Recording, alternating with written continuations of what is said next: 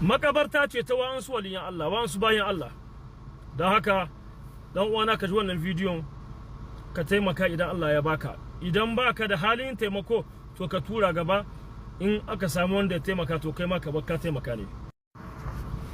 Bismillahir Rahmanir Rahim. Assalamu alaikum la famille, barka da warhaka. La famille, s'il vous plaît, ku yada mini bidiyon ga. Muna so mu samu bayan Allah da za su taimakawa wurin wani aikin Allah.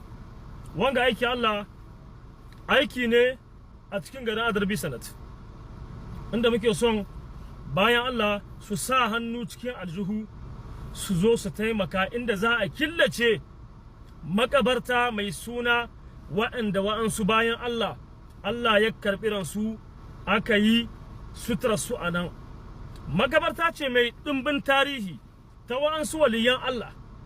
Wannan wuri ne wanda al'umma suka tashi suka ce suna son su killace shi saboda kiyaye duk wani abu da zai je ya dawo wanda bai dace ba a wurin makabartar. Shine ɗaya daga cikin bayan Allah ya ce mu wane idan yana yiwa a duba a ga shin ko mun samu tallafi. To shi da zamu kira ga al'umma musulmi ku fito ga aikin Allah ya samu killace za a ma katanga kenan a wannan makabarta ta bayan Allah.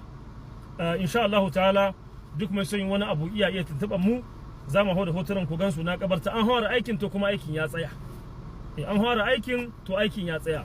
Kenan kada wa gadamul tabarku ku taimaka kuma Allah zai taimaka muku. Mu tattare kuma mai da ku Najeriya. Kai Muhammad da wara kabila ku duka na danna mu os. Sai ka danna mu uwarka. To yana andin zakkan ya. Dan iska karme sheki aihuwar sahi. Na rance maka da Allah sai ka ci uwa ka. Mu ba za mu zagi kabila ku ba za mu zagi kowa, ba mu romu da wanda bai zagi mu ka gane. Amma kai da Sani, ya likita Sani ko, na rance da Allah sai kun danna mu uwar ku. Kar safiya ta waye kawai ka zo kana ta jiya na yi kuskure ku yafe mini, wallahi mu bam sai yafiya ba, bam san hankuri ba.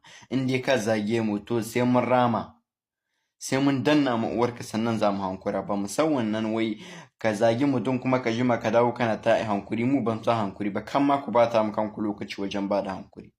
Kun rige kun yi zagi na to uwarku sai an ci ta shikenan. Kusan da wannan a kowane lokaci ku kasance cikin shiri.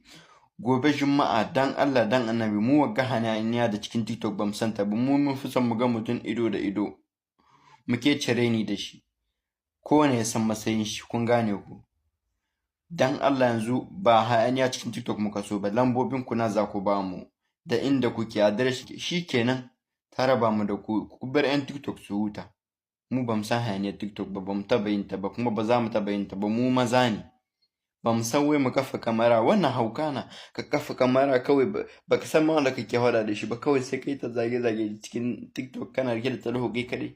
Wannan hauka na. Mu in muna da matsala da mutum mun fi son mu kan shi ido da ido. Maraba ta da shi kenan. To yanzu mu lambobin ku na muke so. Gobe Juma'a dan Allah ku ga mutane da za a hadu a ke cire ni, kan gane. Ayi ta kare ba sai an yi da cikin TikTok ba. Mu bam san zage-zagen TikTok ba. Kun shekaru da shekaru kuna ta yi. Wallahi kun kira ruwa za su dukan ku bi iznillah. Kun kira ruwan dafa kanku. Mu ba 'yan Najeriya ba ne. Mu abinda kuke ji mun fi ku ji ne. In wata datti na cikin kankalwa ku, mu mun fi ku jinta. Ku bar ganin dan ba mu zage-zage cikin TikTok. Mu ba mu san zage-zage cikin TikTok. Mu wanda ya bata mana abu neman shi muke da ido da ido. Ba mu san me ta zagi ne, ba mu gane shi ba, ba mu san zagi ba. Kun gane ku? Mu mun fi son mu ga mutum ido da ido, mu gwada mai matsayi ne. Hadahu insha Allah ku kasance cikin shiri a kowane lokaci. Yawwa. Wallahi kada ta mu mutu ne. Wallahi za ka kashe mu ne. Wallahi mun biku da sukiya guda. Amma wanga zalunci. Wallahi Allah hidda ana ci ga shuna. Amin. Wallahi halbin su bai samu watsi. Wallahi halbin su bai samu watsi. Wallahi